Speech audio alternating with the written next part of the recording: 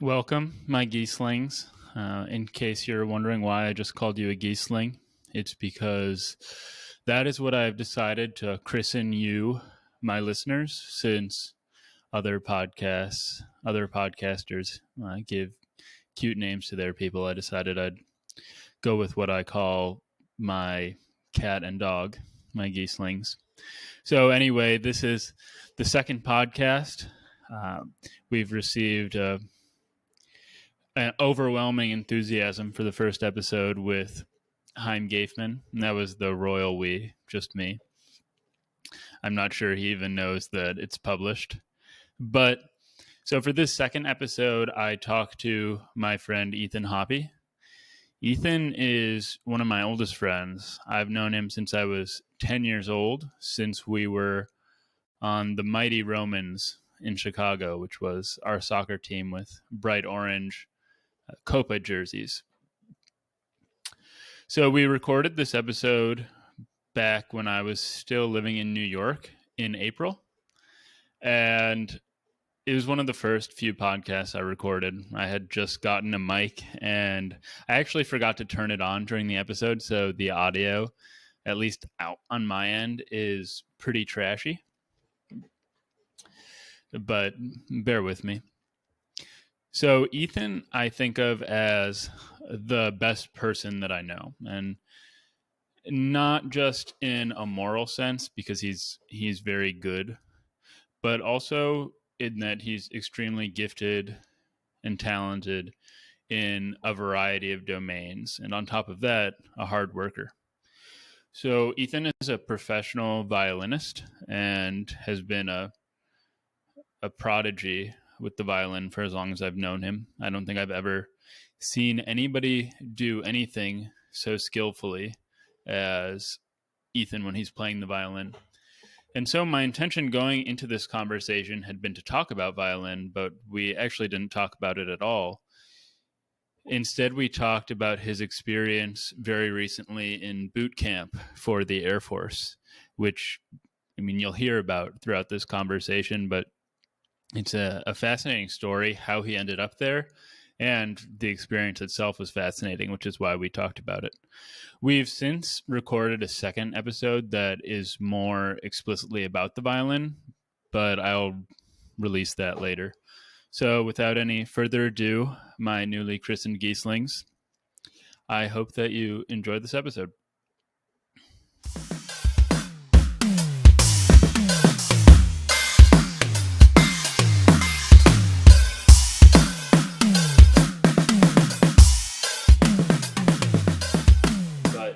This is the artificial part where we both know the answers to these questions.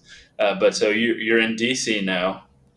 You have 2 master's degrees in violin from Yale, right? Yeah. Okay. Yeah. And because of the pandemic, roughly, I mean, your trajectory beforehand was to be going into an orchestra, I don't know, New York, LA, something, more of a conventional orchestra like that. But during the pandemic, all auditions were really called off. And the first orchestras to have auditions were the military orchestras. And you got a really good offer from the Air Force.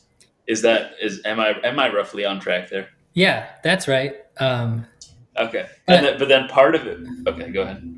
I mean, I wasn't averse to taking a military job before the pandemic, but more after the pandemic, it just looked like a much more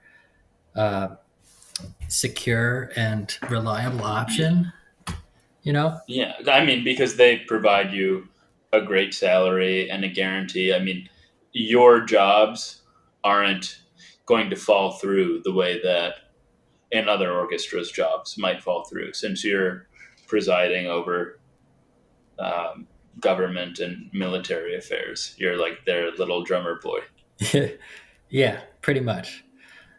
Although I am seeing more that we sort of have to prove our usefulness in some ways. And like the Air Force, just the way that the Air Force works is that like you always have to they're constantly evaluating and trying to, you know, improve the way they function. And so the Hmm. way that this transfers into the band really doesn't make that much sense with the way that music works. So like we do these evaluations every year, and you have to put like how many people you reached and like the number of views that your videos on YouTube got and stuff like that, as Oh, like really? as a way of measuring how successful you are at whatever it is you're doing, because they use like basically only quantitative measurements, you know. So the thing is, we work when we're needed, and when we're not needed, we don't work. We still, I mean, it's still like the normal salary, but like this whole past month of April, they just didn't need us, and I was literally, I just did other civilian jobs, subbing with orchestras in the area and doing weddings, like I was talking about.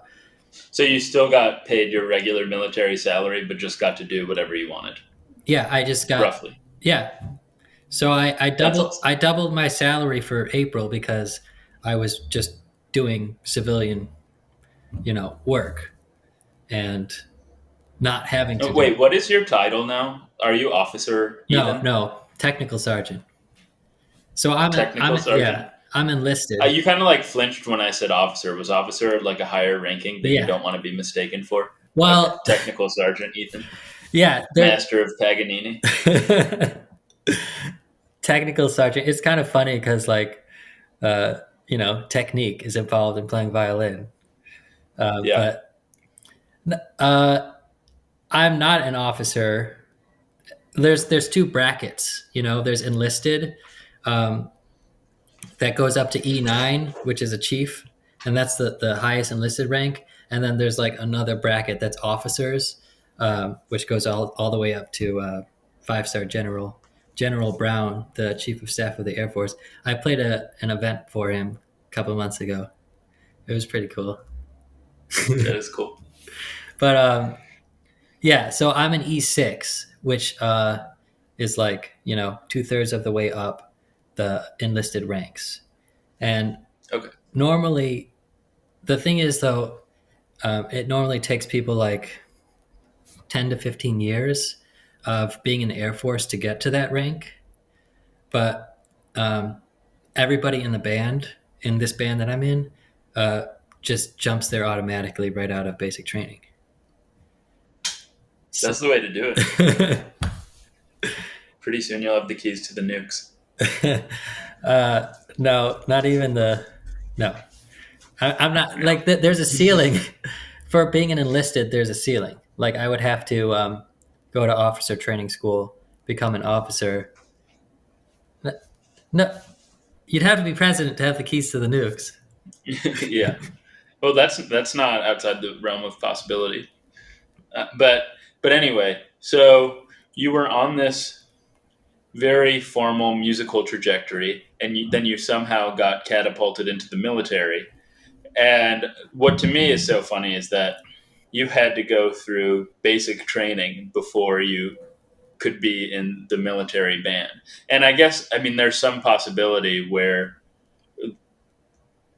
I don't know what has to happen if Russia has to invade U.S. soil, but where they send you out there with a gun. But that seems very highly unlikely, right?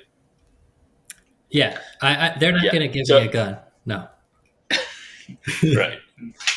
But anyway, so we've talked about this before a bit, but I'd like to talk about it a little bit more because you said some. I mean, your story about basic camp was interesting. I mean, you and I went into it. Well, I didn't go into it, but when you went into it, I felt like I was part of your squad, and I was expecting you to be on some awesome fitness retreat where you were going to learn to use guns and do awesome like reconnaissance training and go on, I don't know, it's the Air Force, so maybe they'd send you to space on some crazy ship.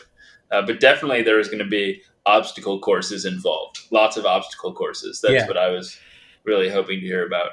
But this, of course, was anything but the case. Well, And yeah. you told me that 90% of your time was spent doing what? Folding my clothes. Yeah.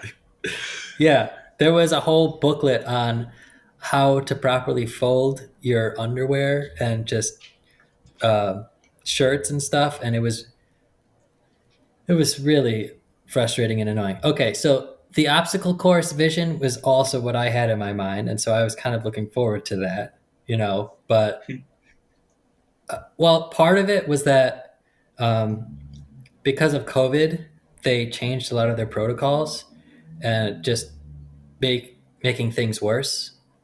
Like there was a combat portion that they did somewhat frequently with um, those like sort of bars with pads at the end that you sort of hit people Yeah. with. I imagined you doing that Okay, over so some lake of lava or something like that. well, that was no, with minus the lava. That was a part of it before COVID, but they had some like it doesn't make sense scientifically why they took it out, and a lot of the things that they took out because of COVID like made no sense. Like because they thought we were going to sweat on each other, and that's why they didn't want that kind of contact. And it's like we're literally sleeping like 2 feet from each other, like every night, and you're worried that we're going to sweat on each other and give each other COVID. It made no sense. Also, like when we were doing sit-ups, um, like they used to have you do it in pairs so that your partner would hold your feet down, but they stopped that because you would breathe too close to the other person when the other person was up, and it was ridiculous because there's no way that if one of us got COVID, he wasn't going to give it to the entire flight. Like we were sleeping in these Hmm. small rooms with 50 people. I got sick 3 times. I mean, not with COVID, probably, but like there's no way that you aren't going to get everybody sick just because it Hmm. was really gross. Everybody was like, I don't know. It was pretty unsanitary. So it was 2 months long, right? Or Yeah. 3? 7.5 weeks. And there were how many days of obstacle courses? No obstacle course. So there was no obstacle course. There was no combat. It was really just marching, cleaning, and folding and refolding clothing. There was That's pretty yeah, much right. yeah. There was a classroom portion that we did.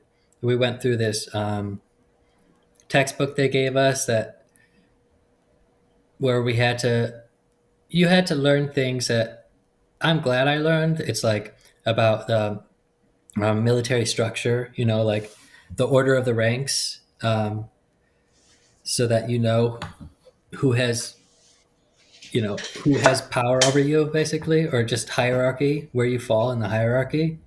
And uh, they gave us some, I don't know, like a very abbreviated military history. Um, that was like just, I don't know why. We spent like, Uncle Sam came in and he stole America from those evil engines. yeah. Yeah, that Yeah. they blamed the politicians for why we lost Vietnam. That was funny. There was like nothing. There was never any problems. But But to me it's fascinating just how different this experience was from how it's portrayed in the movies. Though I think you mentioned to me that somebody joined your flight who had previously been in the Marines boot camp, and he said that that was more rigorous and physical than yours, yeah, but I it think. still wasn't quite like the movies. Well, I think the Air Force basic training is a lot less physically rigorous than the other branches because just a lot of the people in the Air Force aren't going into combat. They're doing technical jobs, maintaining planes and stuff like that. So it's not really that necessary. And I could see it. Like, I mean, I like the. I mean, they were kids. They were like mostly 18, and Yeah. they, I could. see, like their interests were very kind of nerdy in a way. Like we'd be supposed to be marching, and we were on a Air Force base, right? So planes would be taking off all the time, and they would just get so distracted, like just like staring at the planes and like debating each other about what type of plane it was. And I don't think planes should be able to fly. That's my theory. They're too heavy. Wind going above the wings and below it just it doesn't make sense. It doesn't make sense to me. No. But so another thing that you told me though that was very fascinating was, and so there isn't this physical component. It's not like they're teaching you how to use guns or be an effective soldier. You're not learning about all of the planes. Your experience was that having you do these repetitive tasks over and over and over again was just a way to mentally break you down. And that this was coupled. It wasn't just that you had to fold and refold your clothing. It was that you were being constantly watched and examined and confronted by your superiors. And people were getting like inches from your face and shouting at you. And coincidentally, I remember now you had to shave twice a day because if they found so much as like a little bit of stubble, then you were being chewed out in front of everyone. And I don't recall how they punished you, but yeah, that's pretty right. Yeah. Yeah. So what they were trying to teach us was, I guess, discipline in a way. The idea was that they break us down, and especially in the first 3 weeks, just like keep us constantly feeling harassed and like basically dehumanized. And I think this was pretty effective, actually. They were good at it. So that this would be, first of all, so that they could see how we would react to being under a ton of stress, because they wanted this moment. And for most people, that basic training is the most stressful part of the Air Force career, even though, it's obviously a very contained environment. You're not like most people also don't have to play Isai or Paganini. Yeah, well, I'm not going to have to do that in my Air Force career. No. But yeah, they like the brainwashing is actually successful. Like you kind of forget that you're in this place, and the rules that they make up aren't real rules, and the way they yell at you like doesn't really matter in the long run. So everybody gets pretty depressed by the situation and just sort of like gives up hope. And then that's like halfway through, and that's when they like start trying to encourage you to like build a team and be bond together as a group, like because we're separated into like groups of 50 guys or people, well, of one gender. But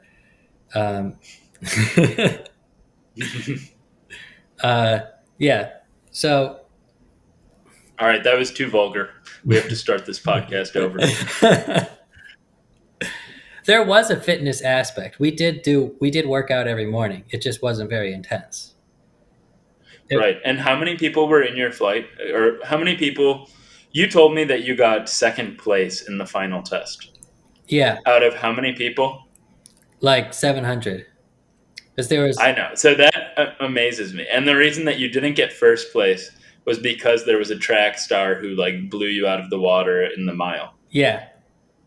I mean, but the test. But number 2 out of 700 though is still pretty phenomenal. In the introduction to this podcast, I'm going to mention that you're the athletic specimen of all athletic specimens. Because you are. But the test was not, it's kind of flawed.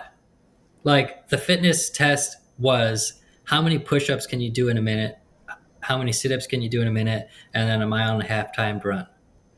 And the audience can't see that your arms are actually 2 inches long so that you can do push-ups very quickly. Well, I mean, the faster you do a push-up, the worse push-up it is, you know? Probably. So it's not really measuring Right. how good you are at doing push-ups. It's just measuring how good Right. you are at like, Doing this test. right. So I scored high enough on the push-ups and the sit-ups, which just meant like I faked them well enough, you know, that Mhm. that I got, you know, placed higher in the brackets. Can I still publish this, or will they realize that you're a fraud and dismiss you, court-martial you from the military for faking your sit-ups too well? No, I mean, like doing 88 push-ups in a minute was, you can't do it. Like you can't do good push-ups. If you go all the way up and all the way down, it just takes longer than half a second, you know? So no, I'm not going to get in trouble if I make that statement. And they are changing some of the fitness requirements now, because like a 3-minute plank instead of doing sit-ups, because some people like, you know, have problems doing spit up or sit-ups because of their spit ups because of their spines, Yeah. you know. Uh-huh. So So something from the movie. I mean, did you ever end up watching Full Metal Jacket like I suggested? no, not yet. It's on my list. You really should. You really should. But people have in mind this idea that the drill sergeants are constantly yelling at you, cursing at you. But this was another comedic aspect of your military training. So, can you say a little bit about what that was like? Okay, so yeah, they were yelling. They were yelling at the top of their lungs right in your face. But there's now more oversight and rules about what they can and can't do and can and can't say, because there was kind of a scandal like 10 years ago about it was a sexual harassment scandal because they have tons of power and over the Were they using gay slurs? I'm guessing that's what it was because that's what I think of in the movie. In the movies, like they're always using the word that rhymes with maggot. okay, so I think the scandal that happened 10 years ago was like actually they were raping people, so it was more. Okay, yeah, that's different. Yeah, it was more than that. But so now, like, they're not allowed to touch us. So that's a big change, because if you went through, 50 years ago, if they didn't like something that you did, they could just punch you. And now, like, the most they can do to us is have us do push-ups or some kind of, exercise as punishment. Or actually, one time, one of the punishments was they had us stand at attention which was just like standing as still as possible for 20 minutes. And like, it was pretty hard actually. Like I started sort of getting dizzy and having trouble standing up straight. And my vision got blurry, but I don't know. That was just one of the punishments they came up with. Yeah, so they can't swear. So they would come up with these ridiculous just outbursts that just they would have to come up with at the top of their head, because they would work themselves up. They would start like yelling so much that they were spitting, and they'd be like, what are you doing? Like what the chicken are you doing? Just like a random word that take place of a swear word. Or um, they would say, "Get the piss out of here," or something like that. Mm-hmm. And I mean, sometimes people would laugh, and then they'd get in even more trouble because these things were just so ridiculous. The lengths that they would go to like make us afraid it was outrageous. This one time, somebody in my flight had not folded their laundry. They had run out of time the night before, so they just sort of tossed it in their locker. And we get back from whatever we were doing that morning, and our MTI, military training instructor, he has the locker open, and he's like, "Okay, we're gonna have a conversation." So that's his code for like, you guys are in big trouble, right? So he ends up working himself up with this whole long rant about how is it possible that this guy had failed to fold his laundry properly. And he got so worked up that he kicked the bed like hard. The bed just fell apart, just like came apart completely. And he would flip the mattresses. Oh my gosh. That was a big one. They would love flipping the mattresses and just throwing things. Yeah, but some days, so we had to make our beds like, what was the phrase? Tight, neat, and wrinkle free. And every single bed had to be made exactly the same way with hospital corners, like the corner of the blanket folded at a diagonal. So there was like a very specific way we had to make it, and all the beds had to be exactly the same. So they would come in, and if there was like a couple beds that were wrinkled or just not made really well, they would flip out, like just toss beds over and be like, "Do it again right now." And there was one point, they called them bed drills. We spent an hour making all the beds, and then he would be like, "Tear them up and do it again." And he would come around, make sure we had fully taken off all the sheets and blankets. And we did it 3 or 4 times. Just like, it was nuts. It was like, this is so dumb. I can see why it would really break you down, though. Yeah.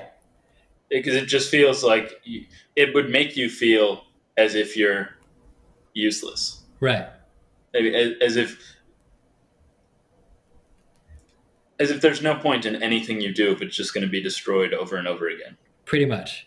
So that was, I mean, the monotony of it, there's just a lot of being bored there.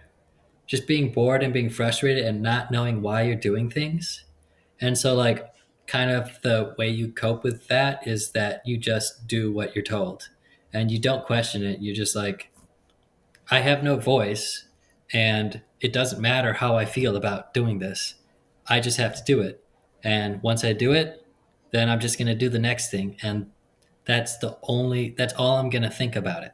Because the more that I think about it, the more I'm going to get worked up, and like, there's no good is going to come of it. So like, yeah.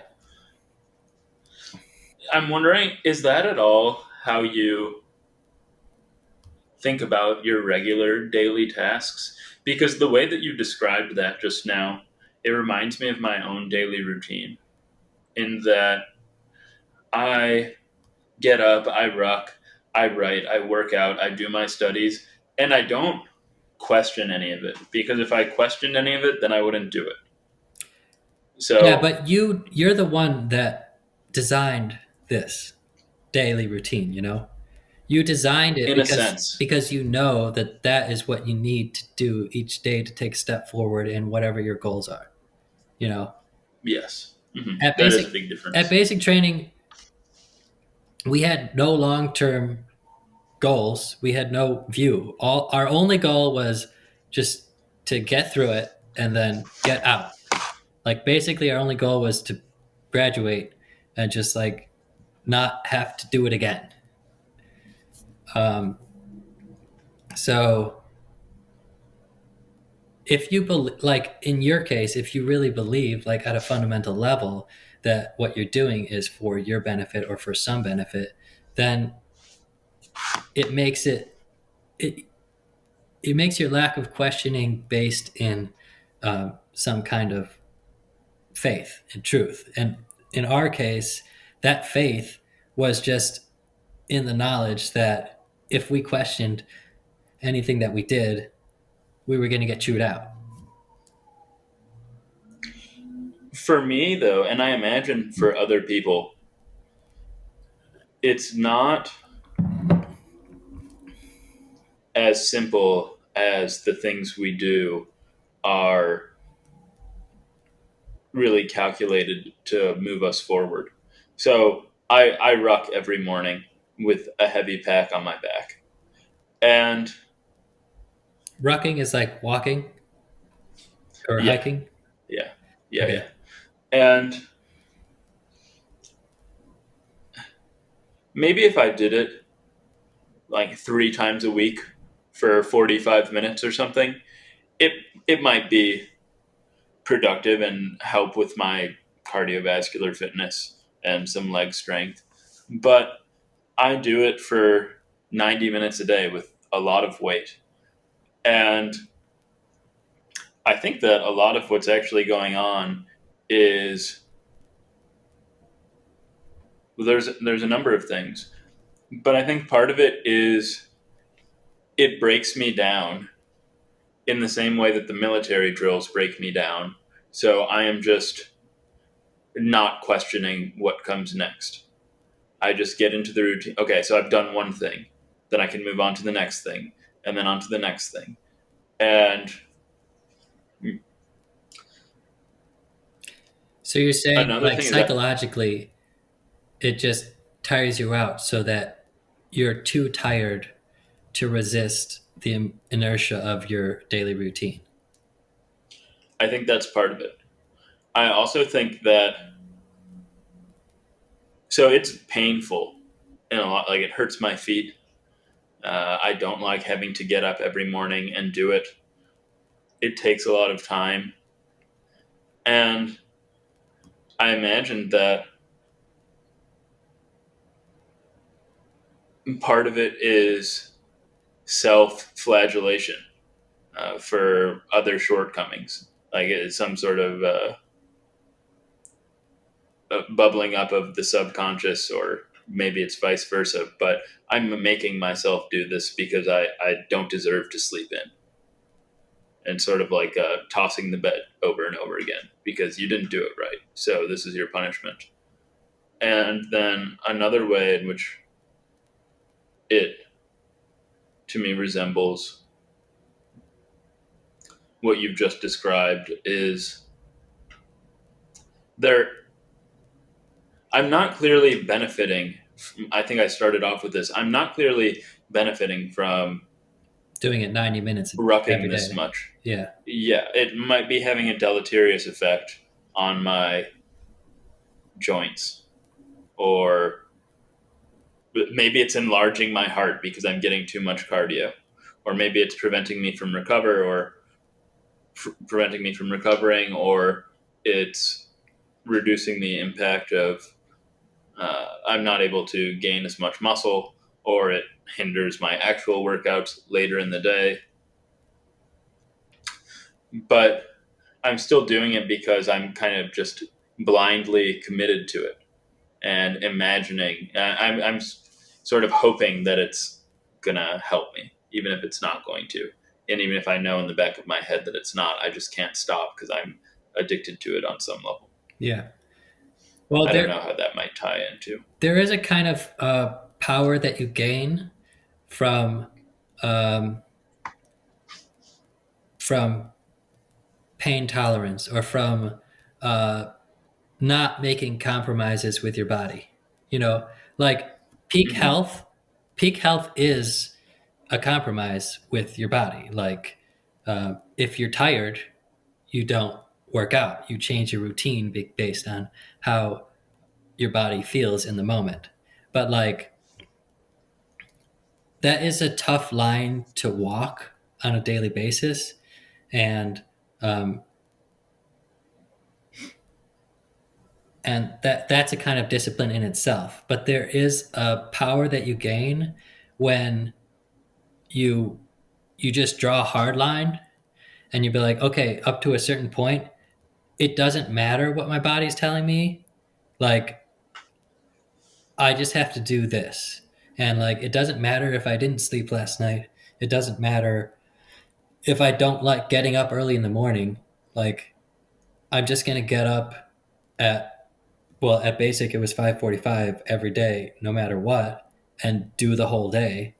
And there's no negotiation because that's just what I do. So like, That's what the SEALs boot camp sounds like to me. because it is very fitness intensive. Yeah, and they're just made to do these tasks that are so physically grueling. They just get into a mindset. Okay, I have to sit in this cold water for 30 minutes or whatever it is, Yeah. and I'm not getting out. Yeah, I guess it was like that, but light version. Like, we were sleep deprived, and they would wake us up at 5:45. Really, just a rude awakening, and you just get out of bed no matter what. Like, if you're groggy, it doesn't matter. You just get out of bed, and you just do the activities of the day, no matter what. So, for actually after basic, it did stick with me for a while, of just that habit of getting up at 5:45. Like, it's never comfortable. It's just like something that you do, and I sort of liked that power that power I felt over my own destiny when I was like, okay, I decided to get up at 5:45, and I know I'm going to, no matter how I feel. That's a kind of strength that that I think that they were trying to teach us. So I had a couple of final questions about this before we move on to some other topics. But you mentioned like these kids. I mean, they're basically kids that you're with. Most of them are 18. You're 20. You went as a 29-year-old. Yeah. Having gone to college and gotten 2 master's degrees and been out in the world playing violin for a bit. So one thing that I remember you told me is like you would just be trying to go to sleep and they would be staying up for hours just singing country songs Oh like my from God. the bunk. They were singing Yeah. country songs. They were quoting SpongeBob episodes like extensively. Like, and they all knew these SpongeBob episodes, and just like I I just had to go to sleep because some people that were trying to go to sleep and couldn't would yell, and that was counterproductive because they would wake everybody else up, like yell to try to get people to quiet down, and like just didn't work. So I would put my shirt over my eyes and just try and drown it out. But yeah, the probably one of the hardest things about being there was being around all these kids that were having difficulties from just being young and maybe less mature, on top of having to deal with a really uncomfortable and stressful situation, you know? And why were most of them there, did it seem? Um, Like this was just the most viable career path for them? I think a lot of them, yeah. Well, for a lot of people, it's a good way for them to pay for education. And they wanted adventure and travel. So, like, this is what they do instead of college. And a lot of them had relatives and stuff that had been in the military. Like, most people had relatives in the military. So, like, that was how they were more accustomed to it. For me, it's like nobody, I don't know anybody in the military. And, those portraits that they have with the flag draped in the background? Like, my sister is so, anti war anti-military that like if there was one of those military portraits in her house, she would get really upset.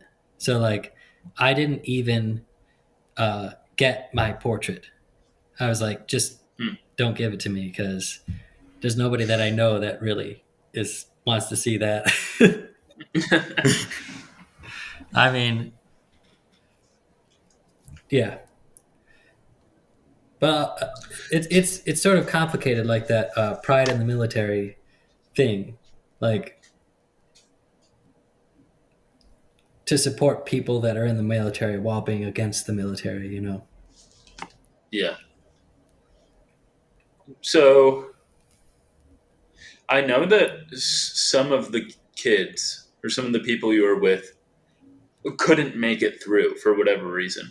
I remember you telling me about one person who had he was kind of like sexually threatening in a way, in that he was always he wouldn't shower naked with the other. Everybody had to shower naked, I recall. But then he would always be like looking at people and staring at them and making them uncomfortable, and then calling them gay and things like that. And presumably, I don't know. Maybe he was gay. Who knows? But he ultimately, I think, if I'm correct, he got kicked out essentially by multiple days in a row not cleaning his locker. Right? Oh yeah. So yeah, this guy was just really weird. He didn't fit in, and like he was constantly getting on other people's nerves or getting in fights with people. Um, by the end, so we had an assessment about how well we followed directions, which was like we had to put our locker together, having all the socks rolled up and underwear folded properly, and all of our uniforms folded and hung in the locker like in a specific way. And he failed this assessment like 3 times in a row. Um, I mean, When it's a very simple task. yeah, it's like it's really not hard. You just have to put your jacket facing the right way and like properly Yeah. unzipped. You just read the directions and then you follow them. And Mhm.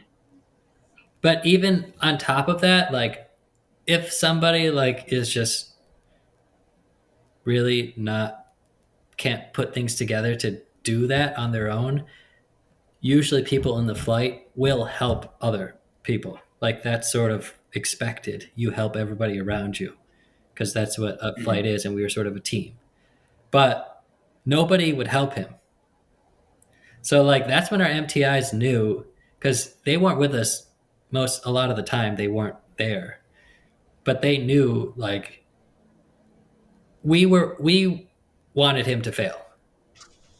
Right. Everybody Because did. wasn't he also doing things like if you guys would clean the bathroom and then he'd go in and shave dirtily like everywhere. Yeah, And he wouldn't shower, so he got super smelly. yeah, so okay, so he didn't like showering with everybody. I mean, we had deadlines. We had 8 shower heads, and we had to all shower in like 10 minutes.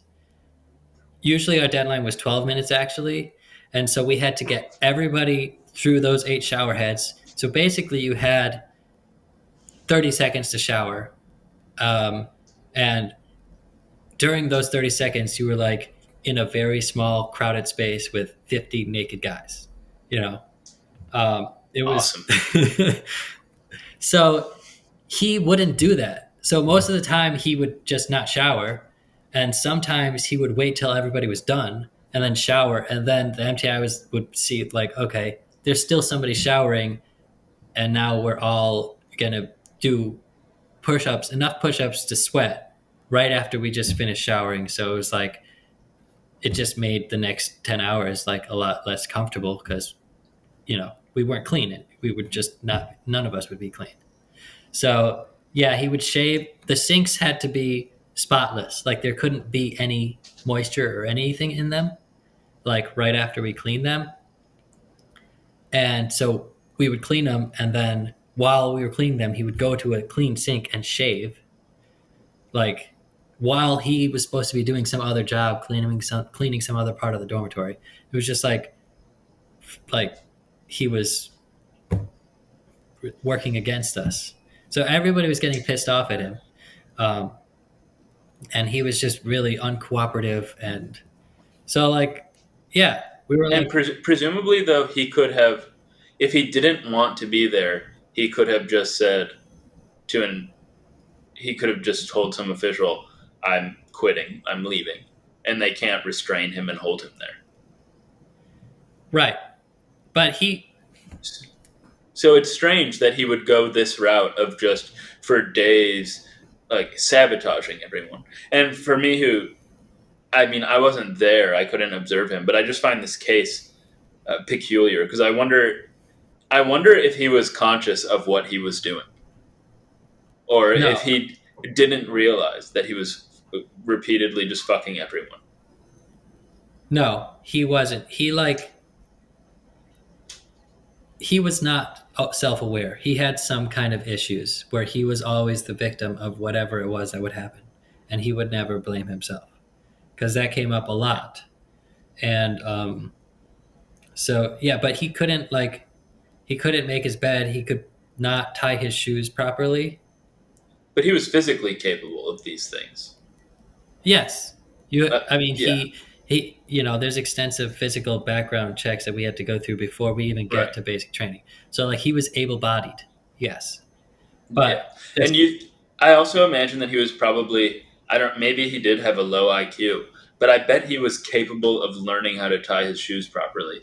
It's just, the mind is so mysterious to me. I just wonder what's going wrong that makes him unable to tie his shoes properly in this situation, and then also how it happens without his awareness.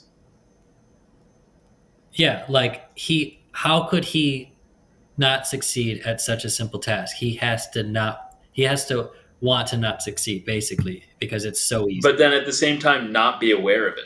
Yeah, I don't understand. He Yeah. was really, really frustrating to have to live with and do group tasks together with, because he was just really uncooperative, and just like, his personality was, I don't know what he's going to do with his life, His personality was just like such that it made working with him impossible, like, literally. So And yeah, he's out. That's basically the bottom line. They found they have a good reason to not want him as their employee. He's a bad employee. yeah, Yeah. yeah. And he did And- weird things too. Like, the reason he didn't start out in our flight. The reason he got transferred into our flight was because there was this masturbation scandal in his last flight, where he was masturbating, and then people told him to stop, and he wouldn't, and then they called his MTI, a female MTI. Oh, this was the same person? Yeah. I thought this was some. Well, I'll let you finish telling the story. Yeah, so he would not stop masturbating as she came up to him and told him to stop. Like in the night in the dorms. Like Yeah. In these, we just sleep in bunks, just like, no privacy. It wasn't like he was thinking that maybe nobody was seeing him or something. Right. I think this is the same guy. I mean, there was a few masturbation stories that I've heard, Okay. but I thought it was a different guy because in my mind, what happened was there was somebody that was masturbating. They call him the MTI. Yeah, MTI. And he won't stop masturbating, and then they basically just carry him out, and you never see him again. No. So there's a few things. You get recycled. That's what they call it when you get pulled back a week, or usually like 3 weeks. So that is what happens. Actually, you know what? It was a different guy. It was a different guy. It was a different guy, but they both got kicked out of basic training. So this together. one got kicked out. No, this one. Okay. You're right.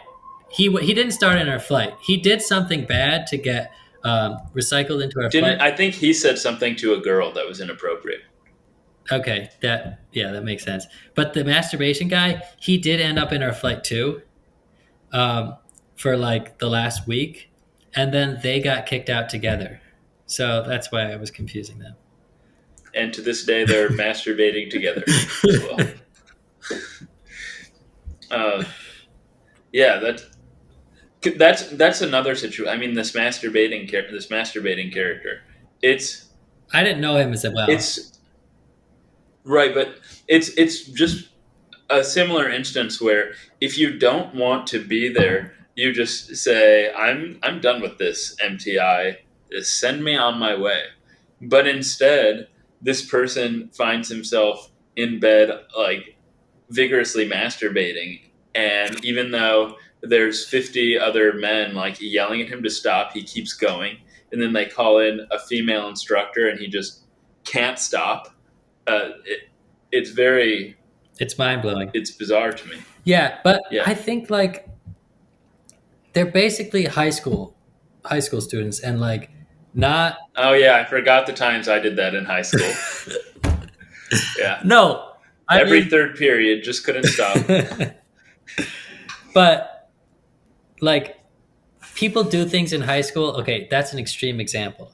But people do things in high school that just don't make sense when you're like 15 years older and you're looking at it and you're like, that has no rational like outcome that you could possibly want, you know? And like if Yeah. the thing that you want is to leave, then you should take more normal steps to do that. People do really irrational things in high school, and because they feel, you know, they have no choices. Like a lot of high school students don't, you know. It's also, to be fair, you and I are not spending significant periods of time with people who have serious psychiatric illness. Right. And it's entirely possible that the masturbator had such a thing going on. And I mean, you kind of would have to. Like you would have. I mean, yeah, it's something probably. diagnosable, you know. But you said that there's sort of physical hurdles you have to cross to even get to basic training. Are there also psychiatric evaluations? Not really. No, not as intense. Like they want to know your whole medical history, and so if you don't have any psychological things in your medical history, then they're not going to test you for anything that's not written down on paper already. So as long as you don't tell them. Do you know if they take people who have depression or anxiety or more common psychiatric condition? They do, because They do. a lot of people do, but if you tell them that, then like if you tell them that you know have thought about harming yourself or have had experienced like long patches of depression, then that might be grounds for you not to be able to enlist. Because there was a kid in my flight that left in the first 2 weeks because they gave us like just a written survey asking us about our mental health, and he answered truthfully that you know, that he struggled with depression and that he had thought about self-harm, and they didn't kick him out like he was permanently banned, but they made him leave so that he could have further evaluation before that he would be allowed back. But most of the people, like the recruiters, they're sort of like in a different branch. So their job is just to get as many people to try and enlist as possible. So they sort of just tell you, you know, if there's no record of anything happening in your past, don't say anything about it. And like they'll just tell you to lie, just because that makes things easier to enlist. Because Like if you broke your arm when you were 2 and you don't have like a record that it's no longer a problem on paper, it could take months longer to schedule with a specialist, one of their specialists, to get your arm checked out and then get the paperwork, and then you'll be cleared with that broken arm from like 20 years ago. So like, yeah, there are complications if you're 100% honest at the MEPS facility. And what was the food situation like? Were they giving you prime rib 3 times a day? Um, they had a cafeteria, and it was sort of like a buffet style. Where you could eat as much as you wanted? Yeah, you could take as much as you wanted, but they only gave you 10 minutes to eat, like every meal, and sometimes less than that because you'd be in a hurry. And it is kind of hard to eat when there's somebody shouting at you, like from like a foot behind your head to hurry up and eat. So like the first day, like somebody like was eating so fast that they vomited, and they were just like so freaked out that they just like kept on eating. God. It was really nasty, and I was getting nauseous too. Like I frequently got nauseous from like the speed that From how fast you had to eat? yeah, because there most people had to they wanted most people to lose weight. Like I ate a 4,000 calorie bag of popcorn in 10 minutes like 2 weeks ago. wow. Yeah. So I don't sympathize with you. Oh my god. That sounds rough. But It was psychologically rough, but my body enjoyed it. well, this was not enjoyable. It wasn't like popcorn and stuff. It was just like normal food that sometimes it was fine and sometimes it was not great, but it was just like Like, are we talking like they'd have chicken nuggets and cheeseburgers and yeah, they had stuff like that. salads and Yeah.